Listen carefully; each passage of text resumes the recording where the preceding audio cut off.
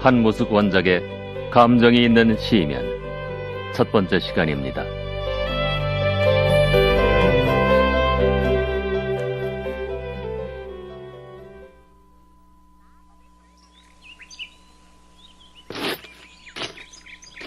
무슨 까닭인지 유달리 돌이 많은 마당이었다. 모래땅에 구르는 동글동글한 자갈돌 같으면 그렇지도 않으련만 시꺼먼 진흙땅에 반쯤 박혀있는 뾰족뾰족한 돌이고 보니 걸핏하면 발끝이 걸릴 법도 한 일이다. 그다지 넓지도 않은 마당인데 두 번이나 같은 실수를 한 걸 보면 어지간히 마음이 바빴던 모양이다.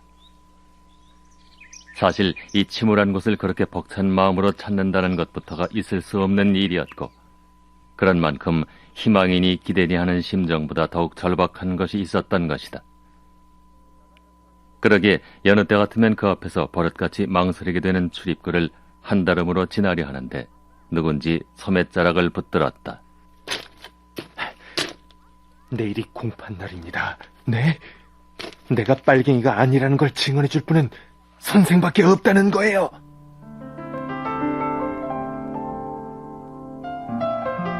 (30 전후의 창백한 청년이다. 눈이 들떠 있었다. 손톱으로 쥐어뜯었는지 뺨에 끔찍한 핥힌 자국이 있다.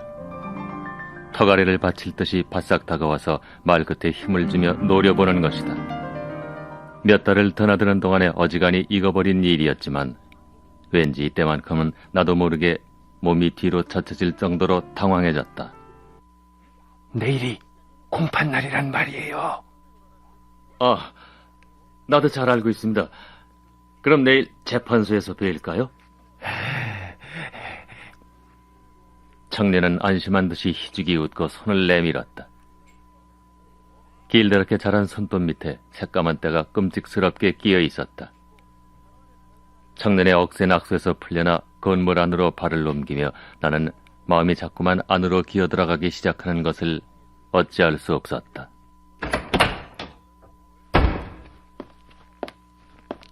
환자와의 면회를 청할 양으로 종업원을 찾았으나 일요일인 까닭인지 진찰실, 처치실 할 것 없이 사람이라곤 보이질 않았다.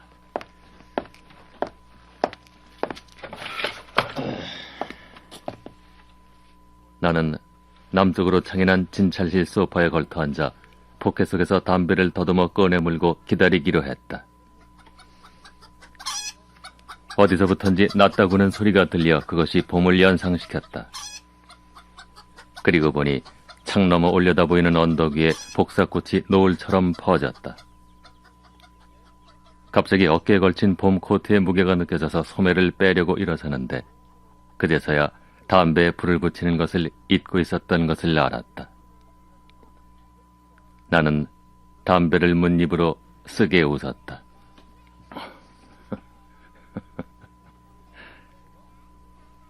이것이 환자의 한 사람이었다면 어떻게 됐을까? 빈 방에 우두커니 앉아 불도 붙이지 않은 빈 담배를 넋을 잃고 빨고 있었다니. 사실 이곳에서 간간히 느끼는 일이지만 정신이 평정 상태에 있는 환자를 대할 때마다 석연치 않은 점이 없지 않았다.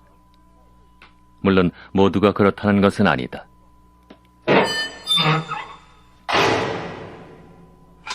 그러나 때로는 그 건전한 육체와 조용한 태도를 가진 사람들이 창살이 박히고 육중한 자물쇠로 채워져 있는 소라통 같은 병실에 갇혀 생활을 중절당하고 있다는 것이 무슨 잘못같이 여겨지는 것이다.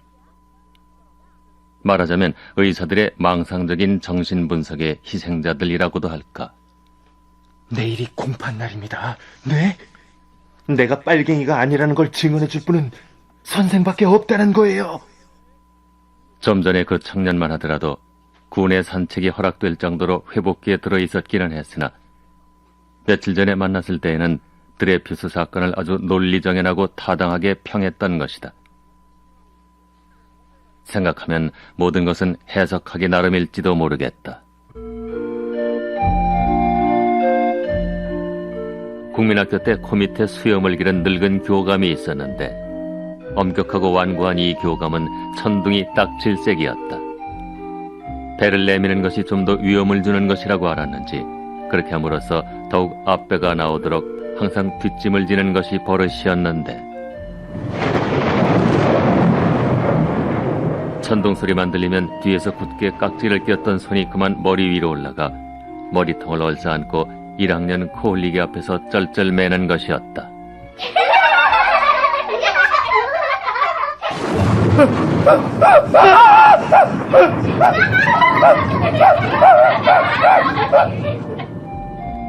물론 그는 남들의 놀림거리가 됐지만 그런 행동을 거듭하는 동안에 그것이 오히려 그의 인간성에 친밀감을 갖게 했다. 하지만 교감 선생님은 정신병동에 입원하지 않으셨어. 그리고 보면 죄악망상이라는 병명으로 이곳에 입원한 전하가 이 병동 어느 병실에선가 자기는 죄를 지어서 침대 같은 높은 곳에서 잘 자격이 없다고 찬 마룻바닥에서 웅크리고 잔다고 해서 그것이 절망적인 증세라고는 할 수 없는 게 아닐까?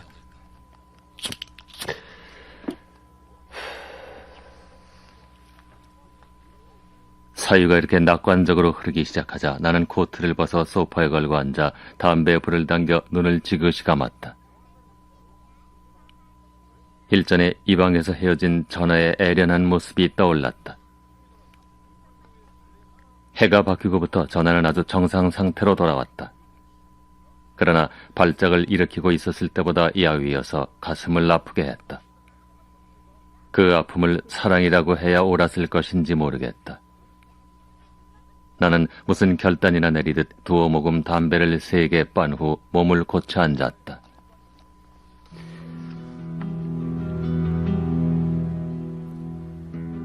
가슴에 손을 대보았다.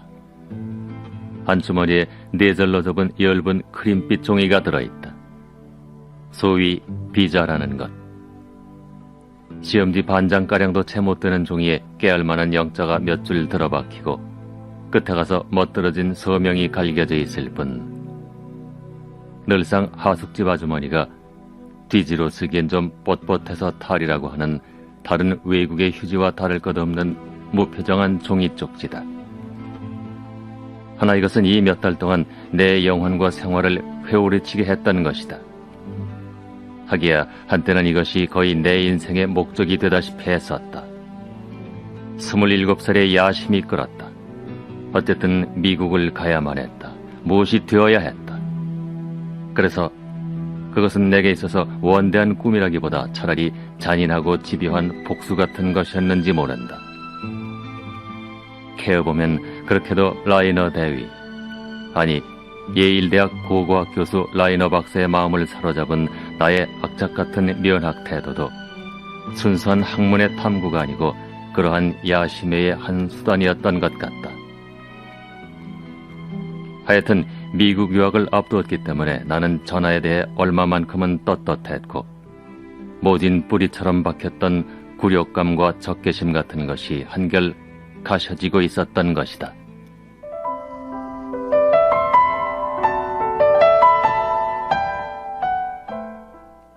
오리꼴 큰 기 왔지? 아유, 그거 모르면 이 지방 사람 아니지. 오리꼴은 몰라도 오리꼴 큰 기 왔지 하면은 우리 지방 사람들은 다 알걸? 다 알고 말고. 우리 지방 굴지의 대지주인데. 전하의 집은 우리 지방 굴지의 대지주의 집이었다. 그러나 아버지가 돌아가시고 어머니마저 작고한 뒤에는 사당을 지킨다는 명목으로 그 집안 어려운 일가가 안채를 차지하고 아무도 받아주지 않는 아니꺼운 거드럼을 부리곤 했다. 한식이나 추석 같은 때 말고는 이 꾀저재한 일가 사람은 통 볼 수가 없었고 오리꼴 실권은 마름을 맡아보는 내 당숙이 쥐고 있었다.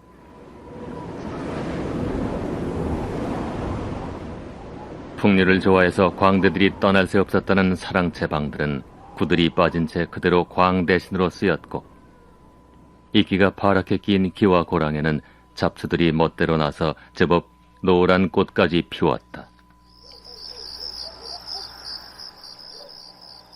내 당숙도 무슨 까닭인지 그 큰 집에 손을 대려 하지 않았다. 말은 하지 않았지만 그도 주인 집 가족들이 다시는 그 집에 돌아와 살지는 않으리라는 동리 사람들의 숙덕공론을 무언중에 시인하고 있었는지 모른다. 전하의 집에는 이상하게도 추문이 많았던 것이다. 두어질 전에 병원을 찾아왔을 때 원장의 허락을 얻어 둘이서 병원 뒤 언덕을 거닌 일이 있었는데 울먹울먹한 얼굴이 자꾸만 숙여지는 것이 요즘의 버릇이 돼버린 전하는 가느다란 소리로 이런 말을 했었다.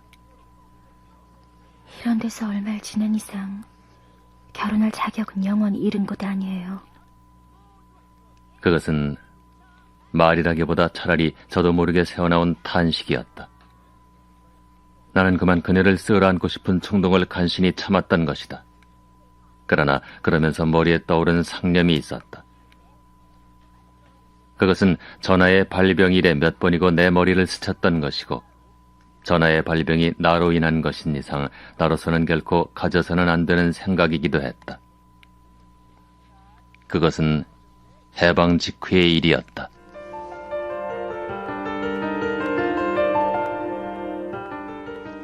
네, 너를 서울로 중학교를 보내줄 테니 당장 서울로 가자.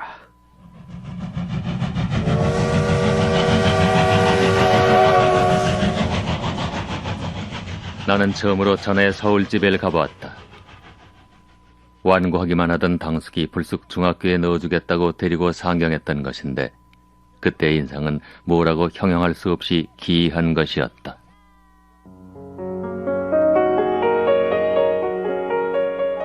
계동에 있는 전하의 서울집은 시골집같이 웅장하지는 않았으나 더욱 규모가 짜여지고 호화로웠다. 가구들도 시골뜨기 소년의 눈을 휘황하게 하는 것뿐이었고 얼음장같이 길든 장판하며 손톱 자국 하나 없이 팽팽한 창호지라든가 문가 위에 정연히 놓인 검은 장장의 몇 권의 책들. 그것이 모두 종교 서적이라는 것을 안 것은 뒤의 일이었으나 운치 있게 꾸민 정원의 핀 꽃들에 이르기까지 모두가 이 집 사람이 부유할 뿐더러 알뜰히 꾸려져 있다는 것을 말하고 있었다. 두 주먹을 각각 두 무릎 위에 눌러 얹고 윗목에 꿇어 앉았던 나는 이따금 흘끔흘끔 아랫목 쪽을 훔쳐보며 다리 아픈 것도 잊고 있었다. 아랫목에는 40 전후에 늙은 누에를 연상시키는 해말간이 생긴 부인이 줄곧 혼자서 말없이 희죽희죽 웃는 낯으로 앉아 있었고 그 옆에 그녀보다는 2살 손위로 보이는 건강한 부인이 내 당숙하고 말을 주고받고 있었다. 내용은 몰랐으나 당숙의 말이 그녀에게는 흡족한 모양으로 소담한 군턱이 두툼한 가슴에 닿을 정도로 서너 번이나 고개를 끄덕이곤 했다. 이것도 나중에 한 일이었으나 이 건장하고 거만한 부인이 전하의 큰 고모였고 또한 이 집의 주동자이기도 했다. 남자같이 활동적인 동시에 결단성 역시 못지않아 앞을 알아보긴 한 것처럼 일찌감치 친정집에 토지 전부를 넣어 재단을 세웠던 것이고 이날도 토지 관리를 맡아보는 당숙과 무슨 이야기가 있었던 모양이었다. 이윽고 그 이야기 속에 나의 진학 문제가 들어있을 법도 한 일이었다. 16이라면 중학 입학에는 연령이 넘는 데다가 나이보다도 멀쑥하게 큰 나는 어쩐지 부끄러워 긴 다리를 주체스러워 하고 있는데 저녁이 되어 밥상이 들어왔다.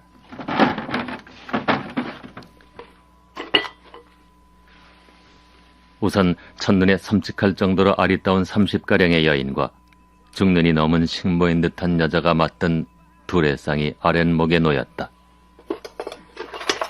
자, 들게. 아이고, 아닙니다. 저희는 아래 제 나가 들겠습니다. 아이고, 괜찮다니까요. 저희가 어떻게 여기서 겸상을 들겠습니까? 뒤이어 16쯤 돼 보이는 처녀아이가 한사코 사양하는 당숙 앞에 겸상으로 차린 밥상을 갖다 놓았다. 아름다운 부인은 눈도 들지 않고 밖으로 나가더니 꼭 자기를 빼닮은 12살의 소녀의 손을 끌고 되돌아왔다. 그리고 상머리에 소녀가 자리 잡는 것을 본 후에야 행주치마를 벗어서 개켜놓고 자기도 상 앞에 앉았다. 그렇게 상 앞에 자리들을 잡았으니 곧 식사가 시작될 줄 알았던 나는 다음 순간 눈이 휘둥그레지고 말았다. 그녀들은 숟갈을 들기 전에 모두 기도를 시작했던 것이다. 그리고 그 기도가 어이없이 오래 계속되는 것이다. 하늘에 계신 하나님 아버지, 오늘도 일용할 양식을 주시어서 감사합니다.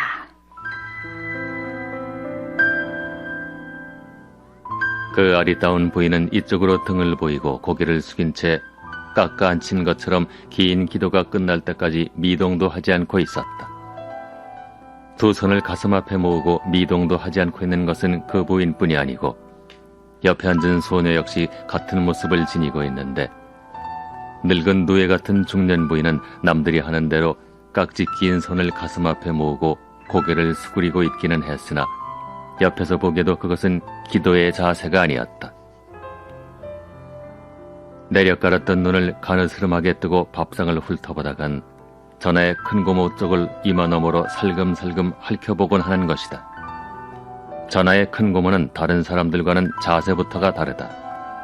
오히려 얼굴을 치켜들었다. 그리고 간간히 격정에 못 이겨 어깨가 움직일 정도로 고개를 흔들고 깍지를 끼인 손에 힘을 주는 것이다. 그것은 단란한 식탁 앞에서의 감사의 기도라기보다 오히려 거기 다소곳이 고개를 조아리고 대조하고 있는 아리따운 여인과 어린 소녀의 죄성을 주워 섬기고 있는 고발자의 모습이었다. 이 기이한 광경이 그대로 어린 전하의 환경이었던 것이다.